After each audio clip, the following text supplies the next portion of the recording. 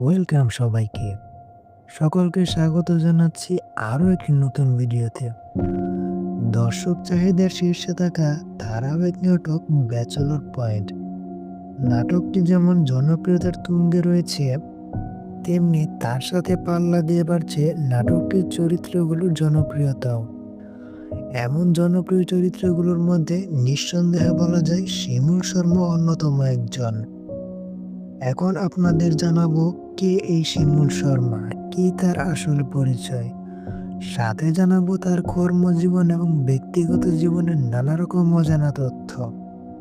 তো চলুন আর বেশি দেরি না করে শুরু করা যাক। তো ব্যাচেলর পয়েন্ট সিজন 4 এর সবচেয়ে মজার চরিত্র এখন শিমুল। নাটকের চরিত্রে যার বাড়ি নোয়াখালীর বজ্রাবাদের এলাকায় এবং কাবিলার ছোট ভাই হিসেবে অভিনয় করেছেন তিনি। যদিও তার প্রকৃত নাম শিমুল শর্মা, তবে ভালোবেসে তাকে কেউ কেউ মনু বলেও ডাকে। ফেনী জেলায় জন্মগ্রহণ করা এই অভিনেতার অভিনয় ছাড়াও রয়েছে আরও একটি নতুন পরিচয়। শিমুল পরিচালক কাজল আরফিন অমির সহকারী হিসেবে নিয়োজিত আছেন। শিমুলের সহকারী পরিচালক হিসেবে প্রথম নাটকটি ছিল নেটওয়ার্ক বিজি। এছাড়াও তিনি ঢাকা ইউনিভার্সিটি থেকে গ্র্যাজুয়েশন কমপ্লিট করেছেন। শৌভিক জগতে এসে শিমুল শর্মা জানান, সবসময় চেয়েছিলাম নির্মাতা হব, সুযোগ খুঁজছিলাম নির্মাণে আসার। হঠাৎ একদিন দেখলাম কাজল আরফিন অমি ভাইয়ের ফেসবুক পোস্ট, তিনি সহকারী পরিচালক খুঁজছেন।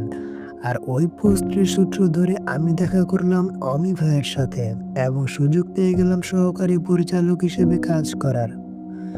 ব্যাচেলর পয়েন্ট সিজন 1 এর সহকারী পরিচালক হিসেবে কাজ করার পর সিজন 2 এর শেষ কয়েকটি পর্বে অভিনয় করার কথা জানান অমি ভাই।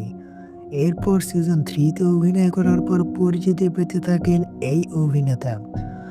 আর এখন সিজন 4 তার ক্যারিয়ার পাল্টে দিয়েছে। শিমুল শর্মা আরও জানান, সত্যি বলতে অভিনয় নিয়ে আমার কোনো উত্তেজনা নেই, যা কিছু আছে সব নির্মাণকে ঘিরেই। এছাড়াও 29 বছর বয়সী এই অভিনেতা পরিবার পরিজনবর্গ নিয়ে এখন ঢাকাতে বসবাস করছেন এবং তার মাসিক ইনকাম 40 থেকে 50 হাজার টাকা।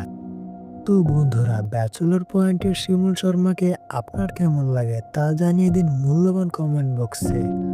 তো আজকে এখানে বিদায় নিলাম, দেখা হবে অন্য কি নতুন ভিডিওতে। ততক্ষণ ভালো থাকবেন, সুস্থ থাকবেন। ধন্যবাদ সবাইকে।